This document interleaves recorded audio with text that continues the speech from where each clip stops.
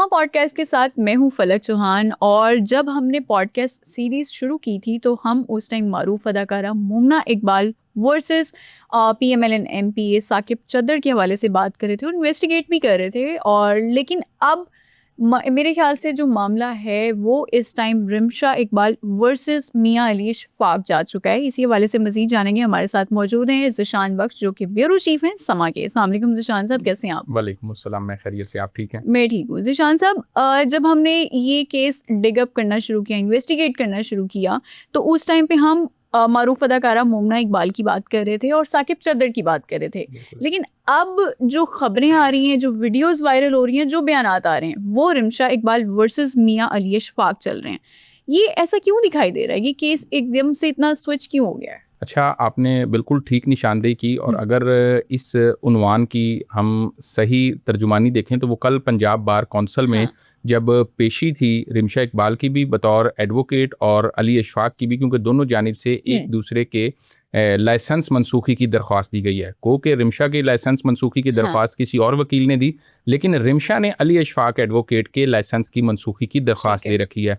साजिद तजर जो कमेटी के चेयरमैन हैं, 4 रुकनी कमेटी थी, उसने इसकी सारी समात की तफसीली, और उसके बाद बहुत सारी चीज़ें ज़ेरे बहस आई। लेकिन जो हतमी नुक्ता जहाँ पर ये इब्तदाई हियरिंग थी वो कंक्लूड हुई, वो ये था कि दोनों जानिब से किसी किस्म का मीडिया पर कोई बयान जारी नहीं किया जाएगा। जिसे आप कहें कि ज़ुबानबंदी उर्फ़ आम में उनकी कर दी गई है कि मीडिया पर आप लोग अब आकर स्टेटमेंट नहीं देंगे। और मेरा ये ख्याल है कि ये जैसा कि सोशल मीडिया का दौर है, तो दोनों जानिब से असल केस से हटकर एक दूसरे के मुतालिक जो रिमार्क सामने आए वो इस सारे तनाज़े की वजह बने। और कल दौराने पंजाब बार कौंसिल में जिस वक्त डिसिप्लिनरी कमेटी इसकी समात कर रही थी, तो उस दौरान भी ये चीज़ सामने आई कि वहाँ पर ये कहा गया कि ये कैसे मुमकिन है कि एक फरीक एक बात कर ही नहीं रहा और उसका वकील वो बात कर रहा है। तो जिसके जवाब में फिर अली इशफाक एडवोकेट ने कहा कि मुझे तो मीडिया ने सवाल किया था और ये मेरे से पहले वहाँ बात करके जा चुकी थी, नतीजतन अपने क्लाइंट के कहने पर मैंने ये बात की। ठीक है। मेरे ख्याल से ये बहुत अच्छा इकदाम होगा अगर दोनों पार्टीज़ की तरफ से मीडिया टॉक नहीं होगी, क्योंकि मेरे ख्याल से बहुत ज़्यादा मेस क्रिएट हो गया था। दोनों तरफ से ही बहुत सारे ऐसे रिमार्क्स सामने आ रहे थे जो कि हमने भी कोट किए थे अपने प्रोग्राम में। और लेकिन ज़िशान साहब, अगला सवाल मेरा आपसे ये होगा कि साकिब चद्दर की तरफ से तो बहुत सारी चीज़ें हमारे ज़राए की तरफ से भी सामने आई हैं, प्रूफ भी दिखाए गए हैं, लेकिन मुमना की तरफ से जो एडवोकेट रिमशा इकबाल है, जो उनकी बहन भी हैं, क्या उनका कोई मौक़िफ़ सामने आया है? जी बिल्कुल। ग्रेजुअली चूँकि वो पाकिस्तान में उस तरह से मीडिया से फेमिलियर नहीं है, जिस तरह हमने अपने व्यूअर्स को बताया कि वो 1 माह कबल ही अपनी इस तालीम के बाद वो पाकिस्तान पहुंची थी 10 मई को, तो उनकी उस तरह से रसाई भी नहीं थी और उनकी एक्सेस भी नहीं थी, जो कि एक एज साकिब चद्दर के वकील को था कि उनकी मीडिया तक एक्सेस थी, तो वो लोगों तक जो इन्फॉर्मेशन या कोई भी चीज़ कोई उनसे जानना भी चाहे तो ले सकता है। हमने भी कोशिश की, रिमशा से हमारा उस तरह से बराह रास्त रब्ता तो नहीं हो सका, लेकिन जो अब तक उनका मौक़िफ़ सामने आया है उसमें कुछ चीज़ें ऐसी हैं जो कि यकीनन अपनी अहमियत रखती। ख़ास तौर पर उनकी जानिब से अब ये चीज़ वाज़े की गई है कि उन्होंने 40 पेजेस यानी 40 सफ़हात पर मुश्तमिल एक रिपोर्ट सबमिट की है। वो डाटा दिया है NCCIA को, जिसके अंदर साकिब के वो धमकी आमेज़ मैसेज, वो हरासा करने के मैसेज और वो पैगामात हैं जो काबिले गिरफ्त हैं। और उनके बकौल तकरीबन ये 161 या 160 मैसेजेस हैं, 160 के करीब। हर पेज पे 4-4 मैसेजेस हैं और ये तकरीबन 40 सफ़हात हैं जो उन्होंने NCCIA में सबमिट की हैं। सिर्फ यही नहीं, उनका कहना है हमारे पास वो ऑडियो मैसेजेस भी हैं जिसमें जान से मारने तक की धमकी भी साकिब की जानिब से मुमना को दी गई है। इसके अलावा रिमशा का ये भी कहना है कि मैंने जो मेरे साथ मैसेजिंग हुई साकिब की, वो भी NCCIA को बताई है। हमारी डिवाइसेस उनके पास हैं, तो अब वो इसके ऊपर फर्दर इन्वेस्टिगेट करेंगे। और यही शायद एक वजह थी कि वो इब्तदाई शवाहिद थे जिसकी बुनियाद पर मुकदमा दर्ज किया गया, बिल्कुल तहकीकात की इब्तदा में सोशल मीडिया का जो पीका एक्ट है उसको लेते हुए। लेकिन यहाँ पर एक और दिलचस्प बात भी है। रिमशा का ये कहना है कि ये जो सारा सिनेरियो है, इसके अंदर साकिब की तरफ उन्होंने एडमिट किया है कि हमारी फैमिली का जाना आना था। सिर्फ यही नहीं, उन्होंने ये भी बताया कि बाकायदा साकिब की बड़ी बहन और भाई हमारे घर रिश्ता लेकर आए। और ईद पर मिलना, वैसे मिलना, तहाइफ का तबादला भी हमारी दोनों फैमिलीज के दरमियान ठीक का, है। कि सिर्फ साकिब का ये कह देना कि ये गाड़ी भी मेरी है, वो गाड़ी भी मेरी है, सब कुछ मेरा है, यकीनन अगर उनकी तरफ से तहाइफ आए हैं, जो कि आम मशरकी रिवायात में शादी ब्याह जब बात होती है तो मौके पर तहाइफ का तबादला होता है, तो रिमशा का ये दावा है कि हमारी तरफ से भी तहाइफ गए हैं। लेकिन अगर उनकी तरफ से जो दावा है पहले करोड़ों में था, अब लाखों में आ गया, तो अगर वो किसी चीज के क्लेमेंट हैं तो वो सबूत ला के कानून नाफिज करने वाले इदारों को दें।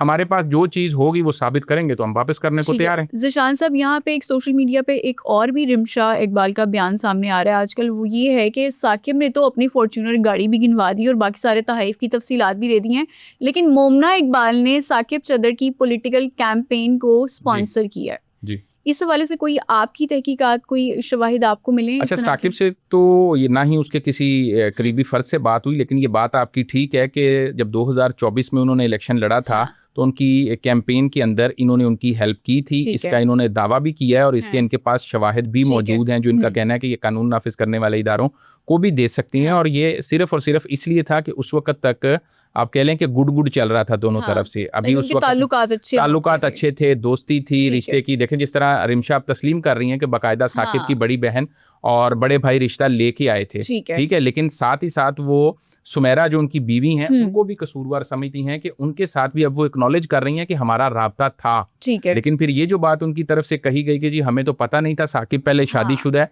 तो ये भी बात मेरा ख्याल है कि आने वाले दिनों में इस पर भी मजीद डिबेट होगी। ठीक है। आपने अगर नोट किया हो, क्योंकि मैंने तो एक चीज़ बहुत नोट की है कि निकाह के बाद हमजा गायब है मंजर आम से, कहीं नज़र नहीं आ रहे, ना कहीं किसी पेशी पे नज़र आ रहे हैं, ना कहीं वो मीडिया पर हैं, तो हमजा आजकल कहाँ गायब है निकाह के बाद से? अच्छा, बात आपकी ठीक है। मैं भी 2-3 दिन से इस चीज़ को ऑब्जर्व कर रहा था कि जब तक निकाह नहीं हुआ था, पहली पेशी जो थी वहाँ पर उनका आना, फिर जब ये हाई कोर्ट में पेश हुए वहाँ हमजा ने बाकायदा मीडिया से गुफ्तगू की और उन्होंने कहा कि मेरा अब चूंकि निकाह होने जा रहा है, मेरा रिश्ता हो गया, ये मेरी होने वाली बीवी हैं। और नेक्स्ट डे उन्होंने कहा ये मेरी बीवी हैं, तो मेरी ये रेड लाइन है, मोमिना मेरी बब्बर शेरनी है, ठीक है। तो अब वो बात आपकी ठीक है कि कल भी वहाँ जब रिमशा पेश हुई तो हमजा हमें उस तरह से दिखाई नहीं दी और किसी भी सोशल मीडिया प्लेटफॉर्म पर भी उनकी जानिब से कोई बयान, कोई मोमिना का दिफा किसी भी प्लेटफॉर्म पर बज़ाहिर नजर नहीं आ रहा। या तो कोई हिकमत अमली होगी, किसी मसलहत के तहत दोनों खामोश होंगे, और अगर कोई और भी वजह है तो मेरा ख्याल है हमजा को कम से कम अब तो आकर खुलकर अपनी अहलिया का दिफा तो उन्हें करना चाहिए। बिल्कुल। आपने डिवाइसेस की भी बात की थी, मैं अब आप एक और पॉइंट भी रेज करूंगी कि NCCI को मोबाइल वगैरह जमा करवा दिए गए थे दोनों पार्टीज की तरफ से, और कहा यह गया था कि साकिब चदर ने 10 दिन के बाद अपनी डिवाइसेस जमा करवाई थी। क्या उसी कोई इंक्वायरी कंप्लीट हुई है? कोई उसकी तरफ से कोई आईडी मामला? एक बड़ा दिलचस्प नुक्ता है कि मोमिना और जब ये गई थी रिमशा पहली पेशी में ही हियरिंग पर, तो ये तो अपनी डिवाइसेस दे आई थी। साकिब की जानिब से इनिशियली डिवाइस नहीं दी गई थी, लेकिन बाद में डिवाइस दी गई। जब उसकी प्रिलिमिनरी एग्जामिनेशन हुई तो इब्तदाई तहकीकात के बाद कानून नाफिज करने वाले इदारों ने कहा कि ये वो एक्चुअल डिवाइस नहीं है जो हमें रिक्वायर्ड है, ठीक है। तो उनको एक और नोटिस, रुकने पंजाब असम्बली को, हुक्मरान जमात के जनाब साकिब चद्दड़ को एक और नोटिस जारी किया गया और उस नोटिस में कहा गया है कि जो एक्चुअल डिवाइस है वो आप सबमिट करवाएं ताकि हम उसकी बाज़ाब्ता तौर पर एग्जामिनेशन करें। जब तक असल डिवाइस नहीं आएगी तब तक तहकीक जो है, तफ्तीश जो है वो आगे नहीं बढ़ेगी।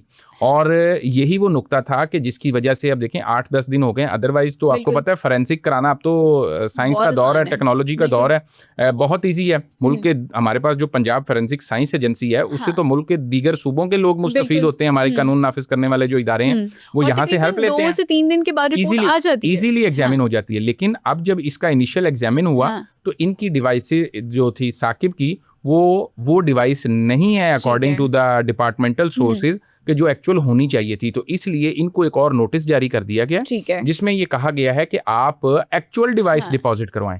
जब वो असल डिवाइस जमा होगी उसके बाद उसका फोरेंसिक होगा, फिर ये फैसला किया जाएगा तहकीक के बाद कि क्या इसमें इनकी गिरफ्तारी मतलूब है, क्योंकि अभी तक साकिब उन्हें बेल बिफोर अरेस्ट करवा रखी है, जमानत कबल अज गिरफ्तारी, ठीक है। तो यही वजह है कि वो आज़ाद हैं। हमने देखा वो कल परसों असेंबली के इजलास में भी आए हुए थे और बड़े अपने उसी धूमधाम से और शानो शौकत से अपने कुलीग से मिल रहे थे और बड़े खुश और मुतमईन दिखाई दिए। लेकिन मजमूई तौर पर चूंकि केस अभी कोर्ट में है, हमें इसलिए इस पर ज्यादा कमेंट उस तरह से नहीं करना क्योंकि कानून नाफिज करने वाले इदारे अपनी तहकीकात कर रहे हैं। जब NCCI इस पर कोई ऑफिशियल मौकिफ देगा तो फिर हम देखेंगे कि आगे इसके ऊपर क्या बात। ठीक है, इसका मतलब आपके कहने का मतलब यही है कि अभी तक जो एक्चुअल फ़ोन है वो उनके पास ही है, अभी तक एनसीसीआई बिल्कुल के ऐसे। पास नहीं है। बिल्कुल। ठीक है जी, बहुत शुक्रिया। हमारे साथ मौजूद थे ज़ीशान बख्श जो कि ब्यूरो चीफ हैं समा के, और हम उम्मीद करते हैं कि दोनों पार्टीज़ को इंसाफ मिलेगा और अब ये मामला सोशल मीडिया के बजाय अदालत में ही डिस्कस होगा और वहीं से ही इंसाफ इनको मिल सकेगा।